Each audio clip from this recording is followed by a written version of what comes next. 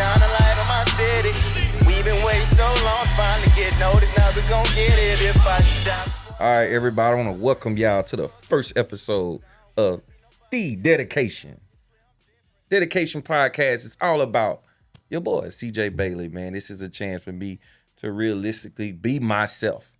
Most of the time, if you know me, if you don't know me, I'm real reserved, I'm laid back, I'm chill, but the real people know I'm very loud and outspoken. On the first episode, we have my boy, my son, one of the best quarterbacks I ever met in my life, Deljay Bailey. What's up, dude? How you doing, baby boy? What up, Pops, man? Man, I just got to ask you a question, man. You know, I'm probably one of the most strictest, most disciplined fathers in this world, especially having a son at such a young age. I had you when I was 16 years old, right? And so talk to me about, man, on this first episode, man, just talk to me about, like, how did it feel growing up, you know, being a son to somebody like me who was a athlete during the time, traveling the world, in and out of the state, in and out the country, playing pro ball in Canada. Kind of talk to me, like, how was the experience? Man, honestly, younger, it was a cool experience, you know, like when you were at Southern Miss, coming around, being in the locker room, sharing that camaraderie with you and your teammates. That was something that I've always just thought about. I thought was pretty cool, something that I could look back on forever, and also kind of pushed me into playing sports and playing football and having my own camaraderies and things of that nature. Got you. Kind of. How old were you in the locker room back then? Were you like man, about 2-3? 2-3 years old? Mhm. Yeah. About I remember 2-3. looking up in the bleachers, man, and you had a chance to experience a lot of stuff that I experienced, but thank God, you know, you had really good grandparents. I was blessed with really two good parents as well that kind of took you up under their wings and kind of gave you a true foundation that I wasn't in a place to do. So shout out to my mom and my pops. Y'all the real ones. All right. So talk to me, Deljay. Like, obviously you're a great student athlete. As a student with 4.0 GPA, Yes, sir. or better. So shout out again to my parents and your mom, because she was very, very intelligent young lady in school. Yeah. And so most definitely shout out to her.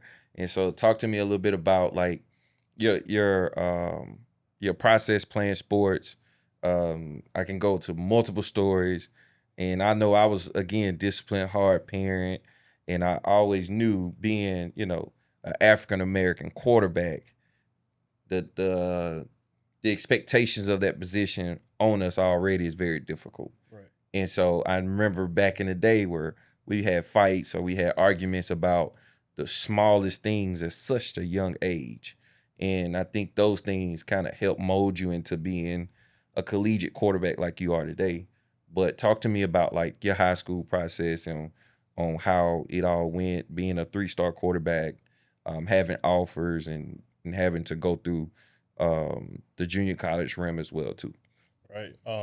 Before I even get into that, man, I know you talked about those expectations of being a African American quarterback, but not even did it mold me for that position. It also molded me as a human being, as an individual, just having a different outlook on the world that not many people, well, not everybody will be able to understand, especially Right. as an African American male in this country as well. So, but as far as my process, man, it's been a long one. It's been a long journey, long process, multiple schools, multiple high schools and colleges as well. It hasn't been easy, but like I said, that's what kind of came from your discipline and hard work ethic for me. Right. It helped me prepare for the things that I did endure and have endured in life. Right. Dope, man. I'm happy to be in that position to give you that. You know, it was kind of difficult upon me, I know, watching myself make some bad decisions, because I didn't make all the best decisions as a father on how I handled some things. But I'm just glad you knew that my heart was in the right place. You know what I'm saying? Because if you didn't, we wouldn't be as cool as we are today. You feel me? Facts. And so I know coming out of high school, things didn't go the way we wanted it to go. No, sir. A lot of perseverance, a lot of things that, we thought was simple was not simple. And I think that, it was a time that where I noticed you got closer to God and through that process as well too. But going to junior college out of high school, correct? Mhm. And then you got a call from who? Who did you get a call from? Coach Fisher Ray's from the coast area. His dad coached at George County High School, so kind of had that little connection there. But that's who ended up calling. To what school?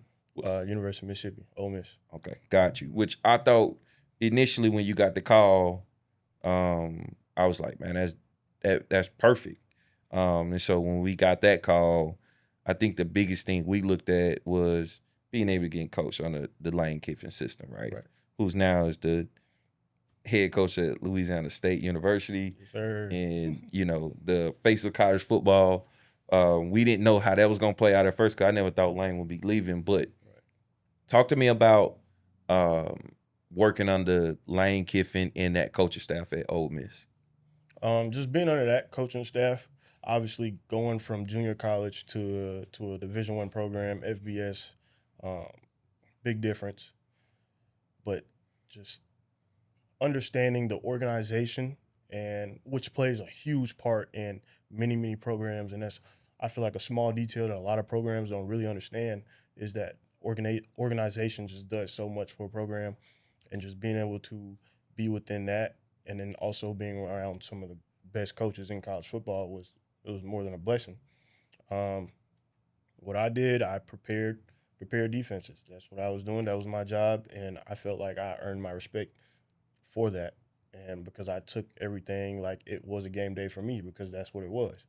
And I earned the respect of the coaches, peers, and moreover, it honestly just turned me into even more of a dog. Got you. Tell me about like one experience. Just give me one. I know you have a lot. We could talk about experiences because I've been that college athlete before too as well. But talk to me about one experience from that position in your life where you experienced where you'd be like, I would never forget this night or day or game or practice. Like, what's one experience stands out to you about old Oxford, Mississippi? Man, one experience, bro, playing against the Heisman winner, Jaden Daniels. JD. Man, LSU came to town, and we had to go win that. That's the game my boy made him fumble, right? Yep. Yeah. Hey, shout out Deljay, man. Shout out to boy. Yeah, shout out Deljay, bro. Keep balling in Cincy, fam. But So yeah, man, that was a crazy night. Fans stormed the field. And yeah. I know we hitting the square right after. Oh yeah. Man, You in the library? in the library, we ain't read no books. If you don't know, if you do know, you don't know. If you know who the library and what the library is. All right. And so, but I remember you taking a picture after the game, holding the LSU towel, right? So that's dope. And now Lane is at LSU, and they will be in Oxford this year, which is going to be crazy. It's going to be insane, right? So after Ole Miss, you left Ole Miss, jumped in the portal, right? Yep. And where did you end up next after that? After that, got a couple calls from some schools. A lot of people just kind of talking. If you know about how that goes. But I ended up going to Grambling State University. Coach Eric Dooley and Coach Mickey Joseph offered me a scholarship. Yeah. And they brought me in, and they got what they were asking for. Yeah. Shout out Coach Mickey Joseph. Facts. National champion, Coach Jamar Chase, Justin Jefferson. I mean, he was the wide receiver coach on one of the best college football teams of all time. So shout out Coach Mickey Joseph. And so after Grambling, how much did you play at Grambling? I want to say probably about half of the season. Half of the season. 5 or 6 games. What was your record as a quarterback, as a starter? As a starter, I want to say we went as a starter 1-3, I believe. 1-3. Yep. Yeah, I remember 1-2. I remember watching you play in those games and watching you get beat up, and I was like, nah. I ain't letting my dog go out like that. so I was like, nah, we got to go. So I made a call to Coach Travis Macon. shout out Coach Macon. And I was like, we're gonna go to ICC, Itawamba Community College. And talk to me about, the JUCO experience, because on every social media post, especially from junior college players, they talk about, the experience of being a JUCO player and how difficult and, it's really the last chance and opportunity. And we knew that going into that, this either, make or break season for you. Talk about that a little bit. Man, going JUCO was JUCO is its own experience. I tell you that right now. It's its own experience. If you go JUCO though, like you said, it's a make or break. So it's either you gonna get in what you put out of it. That's literally what it is. You're gonna get in what you put in it. Honestly. So if you go in and you play around and you think you're just gonna have unlimited time, probably not gonna make it out. But if you go in and you make yourself a dog and you try your hardest and your best to get out of that situation, it's probably going to happen. Because a lot of coaches are going to JUCO guys because of the transfer portal, and not a lot of people just have the necessity for high school athletes unless they are probably some of the best in the country. But, man, JUCO is his own experience, honestly, and it kind of gave me a different perspective on life, especially being around some of the guys that I was around, and also good and bad. So, yeah, I enjoyed your JUCO season. I felt like watching you play this past year at Itawamba, I felt like you got your mojo back. You switched your number back to 2, which was your Pee Wee youth number after your boy. Yes, sir. After Deuce. Yes, sir. Which I should have never. That's another day, another story, another podcast. I should never change my number in college. But anywho, that was my last number at Southern Miss. But watching you play this year, it kind of, a couple times I'm like, I got a little emotional, just because I watched you, find the love of the game again, and watching. In high school, what you had to experience and what you had to endure, watching what you had to endure going into junior college for that semester, and then watching you have to sit at Ole Miss and just be a part of the team, and then going through the process of the structure and Grambling, and then now kind of watching you mandate a team and take full control and being the quarterback I know you can be. I felt like this year you had a chance to kind of get you, pop your chest, you know what I'm saying? And so I was happy to see that, and happy you was able to showcase who you really were. Right. You know what I'm saying?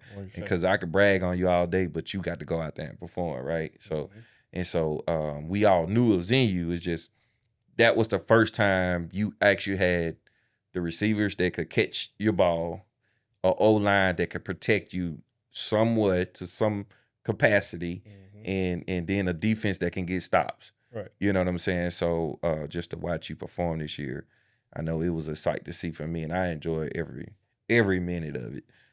So most definitely, shout out ICC, baby. Sir, Roll Tribe, baby. So look, after ICC, we went through the process of recruitment again and getting recruited and kind of resetting your next step, right? And that's why I love the JUCO ideal, because it was actually resetting your recruitment. Right. And so how many offers did you get coming out of ICC?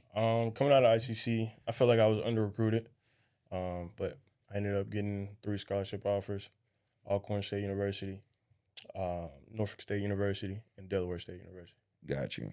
And we got calls from multiple people. Right. But just was still kind of in that portal. This portal world is crazy, right? And so where did you end up going? So right now I'm at Norfolk State University playing for Coach Michael Vick, who I'm sure you all know. That's where we at right now, though. Shout out Vic, man. Hey, shout out Vic, man. Most definitely. I grew up a Vic fan. I was a quarterback in high school. We was in the backyard trying to throw left-handed because Vic, bro. Like Vic.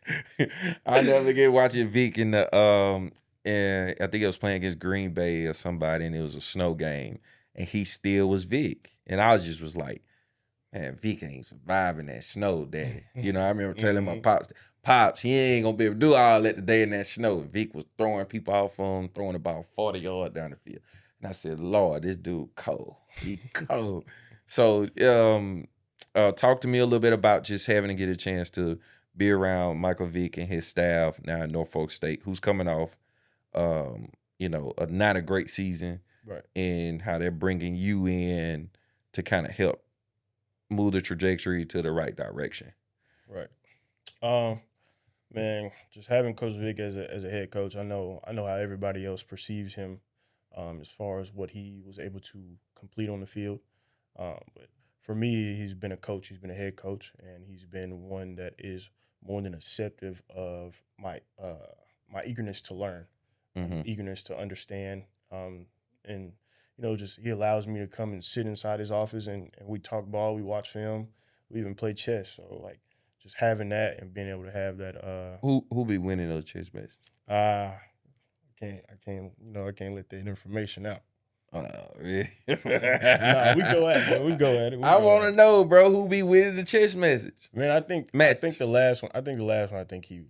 Either I want to say that he won. Either he won or we had a draw. I can't So remember. it's a tie. That's what you're saying. You want to keep it simple, huh? Yeah, we usually tie. I got you. That's cool. That's cool. So talk to me so being away from home, man. Like now you're in Virginia. You're living in Virginia, right? Mm-hmm. And so the weather, like, it's crazy. Right. So talk to me about, like, this is your first time being away from home. I remember my first time being away from home and actually going to we lived in Arizona for 2 months. That wasn't the same because I was there to train. But being in Canada, in Edmonton, Canada for CFL, living over there and being away and not being able to just drive down the street and see y'all or see my family or go to a restaurant that I'm familiar with. Like, people don't understand. Once you go to the different side of the world, like there's not the same resources and opportunities, you feel me, that you're comfortable with, whether that's a good or a bad thing. You know what I'm saying? So talk to me about, like, just the adjustment of living from the South to the, East Coast. Moving from the South to the East Coast, it hasn't been that bad. Norfolk really reminds me of the coast. I mean, we're only 20 minutes away from Virginia Beach. We got a small kind of downtown area, which, if you know about Ocean Springs, Biloxi, it kind of just reminds me of something of that nature. But still, like you said, just being able to drive down the street and be able to see the fam, come see my brother and sisters, Right. just being able to go see my mom and stuff like that. Like, that's probably been the biggest problem. Right. And that's a 757 area code, right? Sir, 757. Boy, let me tell you something, boy.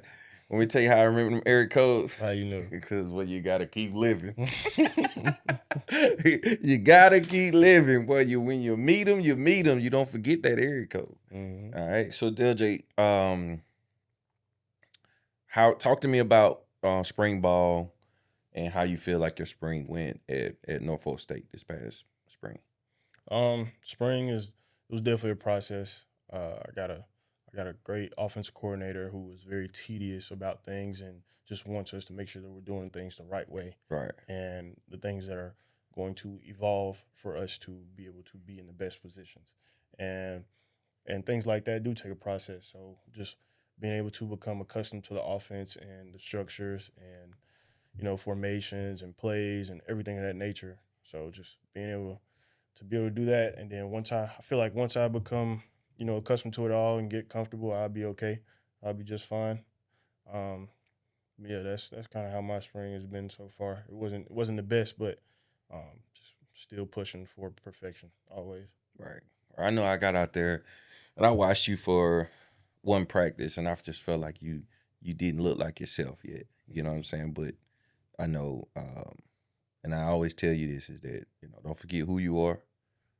Keep pushing. It's all about persevering. Just a part of your life. A lot of people don't understand in life is that they think once they overcome something, they don't have to deal with it no more. Right. But really, it's just like it goes with you. Mm-hmm. That's your process. You know what I'm saying? So, for example, it's like everywhere you went, you had to continue to prove yourself. You had to continue to work. It wasn't easy. Mm-hmm. Well, what you thought, just because Vic and them signed, they said, Deljay, we want you to be our guy, It didn't mean it was going to be easy. That challenge just may look different. That challenge may not be another quarterback. That challenge may not be the location of the dorm or the location of where you were staying or whatever. You know, the food's terrible. That challenge may be the playbook or the system or trying to understand or trying to find out who you are. You know what I'm saying? So a lot of people get that misconstrued, like, oh, I'm past that. I'm on this level now. I don't have to deal with that. No, when they say new level, new devil, that's what they mean. It's just another step, and it's something else new that's challenging you. So you have to continue to fight forward. Right. But that's why you can't move up until you overcome something, right? Mm-hmm. And so once you move up, you'll know how to handle it. And so I just challenge you to you know how to handle this. You know how to battle it through all your adversity, through your process. Just go back to your keys. Stay focused, stay locked in, and you're going to be fine, right? Yes, sir. All right. So talk to me about, and I got a few more questions for you, and we're going to close episode 1. But talk to me about, like, you know, what you've been doing while you've been home. You know, you come home. I wish you'd been home earlier, but you got other stuff to go do. I don't want to talk about that, right? I wish you'd come home and handle your business with me and train. Oh, now, let me tell you now, all junior college time, we went 2 months hard and had the best season out. Why would you switch that up? Bro, I didn't get 2 months in the first place. You got a good, 3 or 4 weeks? About 3 weeks. Why you didn't give me out 3 weeks of training? I should have. You know I'm going to hold you to that, right? I got to get it on the back end. Yeah, I'm going to hold you to that. I'm going to hold you to that. You should have stayed. You got to stay the course. You had to go, but you feel like you got to make everybody happy. You know, and I get that. I'm a giver. I'm a pleaser. So I always feel like I got to make everybody happy. But in life, baby, sometimes you got to focus on you. You know, that's my challenge for you. Focus on you. You can't make everybody happy because it's your life. Right. You the one that's sitting in that chair. You the one driving that car, right? So, this time I only got 2 weeks of training. 2 weeks of training, right? Last time we got 6 weeks. It's okay. All right, it's okay. I trust Vic and them to take the rest of the weeks, okay? All right, but listen to this. Tell me what we've been doing, what you've been doing over the break. I know you got your tattoo. Talk to me about some of the stuff you've been doing. Some of the stuff I've been doing. First, you know, we got to get in the lab. That's what we got to do first. Got to get in the lab. Get in the lab. Shout out Traction. Sure. Shout out Coach Traction. Perry, man. Shout out Coach Perry, you the truth, Pete. Coach Perry, the best, one of the best baseball trainers in this area.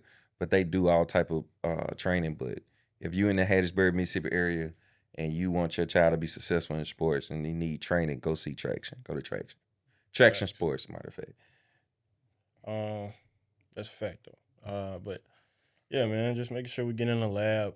Other than that, man, I go chill with some friends, chill with my guys. We might go eat. Other than that, I did get me a new tattoo.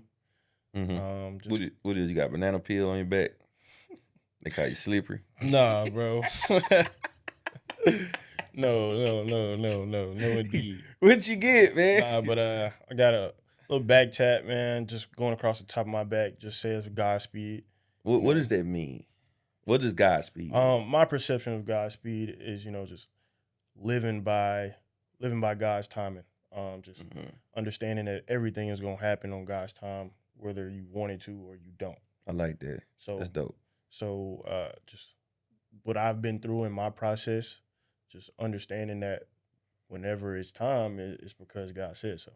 And it's gonna come when He decides it. Right. I like that. Godspeed. Yes, sir. I thought you were talking about how fed you was. I ain't never been that fed. I swear that's what people say Godspeed. I never knew that's what they meant. But gotcha. I like that. I thought it said God's fear. Like they put an H on that thing at first. Hey, shout out Landon too, man. Shout out Landon. Tattoo guy, I'm coming to see you. I'm coming to get my first one with you, dog. Yes, sir. For real. Shout out Landon. So today was a recovery day for you. Talk to me about where did you go get your recovery from? So I went over to Signali Sports. That's a group that kind of gets me right every time that I come home. Shout out Signali. Yes, sir. Shout out Signali Sports. But they do a great job, man. Great care. I go and get cellular therapy from them, and cellular therapy just helps with injury prevention. Anytime I feel inflammation or soreness, I can go get that, and it'll kind of recover me from all of those things, especially with my shoulder, my elbow, which I injured previously or prior. But yeah, Signal Sports, man. So Signali Sports has done a tremendous job helping me as well too. I go to them for knee pain and joint pain in my knees and in my shoulder, also in my neck. And so I know since I've been getting treated by Signali, I've noticed I've been able to run more and be more productive daily. So also from what I've also read on them is that they also help with concussion protocol and also concussion prevention because from what I understand, Signali is the only treatment that can treat the brain of inflammation. Do you feel less brain fog after treatments, or do you feel sleepy, tired, especially with them being able to actually treat the brain of inflammation? Right. Honestly, I feel a little sleepy afterwards. But I mean, that's kind of how I guess you kind of recover. And a lot of people don't understand sleep is one of the best recoveries. So Right. being able to go and take a good nap after getting my therapy done and stuff like that, I guess I feel like that's a benefit. That's a positive. Being able to help with sleep as well. Um, but as far as brain fog, I really don't. I don't. I feel like they help. I feel like Signali Sports does a great job with what they're doing. That it does help from a concussion protocol and concussion prevention. Got you. So if you have any interest in Signali Sports, feel free to go check it out at signalisports.com. And if you have any questions or want to contact that company, all their information is on that website.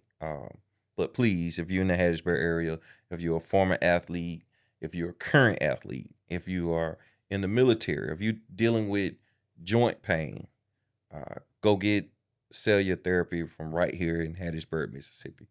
Deljay, man, so when are you heading back to school?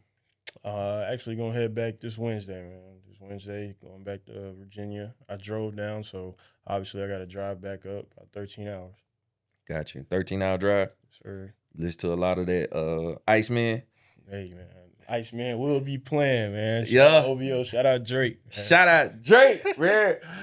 Iceman, yeah. So listen, I'm a huge Drake fan. All right, I'm a huge Drake fan, and so what's your favorite song on the album right now? Man, honestly, I like all of the ones that start with "Make Them," but I say probably my most favorite is probably gonna be "Make Them Cry." Yeah, that's it. I just want to be free. No, that's "Make Them Pay," I believe. Oh yeah, look, hey, listen, that's my favorite. Make them you pay. sent me that one, yeah. Hey, because I want to get paid first of all, and if you do wrong by me, I want to make you pay. I'm not gonna cap to you. I hold a grudge forever. You know, I maybe say even it's all good, but really in my mind, I'm still holding it on to it. Yeah, we forgive, but we don't forget. Yeah, and I want to be free. Right. So Drake, man, shout out Drake, man. God, hey, listen, and he went at Jay-Z. He took some digs at Jay-Z. He took a lot of digs at Jay-Z. Obviously, digs at Kendrick Lamar. Digs at A$AP Rocky. Where she at? Yeah. Where she at? Shout out Rihanna. Hey man. Shout out Riri, matter of fact. So, but no, man, listen, Deljay, man, I enjoyed you on this first show. Man, we wish you the best this summer. To go out and prepare your team to be successful this fall. And I know you've challenging yourself, but I challenge you to continue to stay close to God. Continue to do the little things right and trust in what you have for yourself. Yes, all right? Don't look at somebody else's vision of you and say, that's what I see.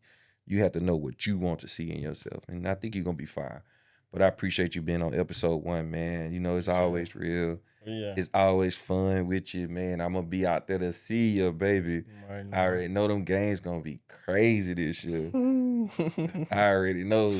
Campaign strong, man. Yeah, campaign strong. Campaign You got you. You got Megan Pop saying he pulling up for games. That's how you know campaign strong. Overly strong, man. You know, so he pulling up in the old school. He say, shout out, Pop, shout out, Yes, Mr. sir. Booker. Yes, sir. So, but man, most definitely appreciate you on episode 1, man. I enjoyed it, and man, I would not rather start this with nobody else but you, bro. Yes, For sir, real, man. love you, dog. Love you too, Pops, man. I appreciate you having me on here. Appreciate you wanting me to be the first episode. Just knowing our history, everything that we've been through together. It's an honor. That's right. Love. We would like to thank everybody for tuning in to Dedication. Whatever you do, stay dedicated. I think it's time. I think it's time. I think it's time.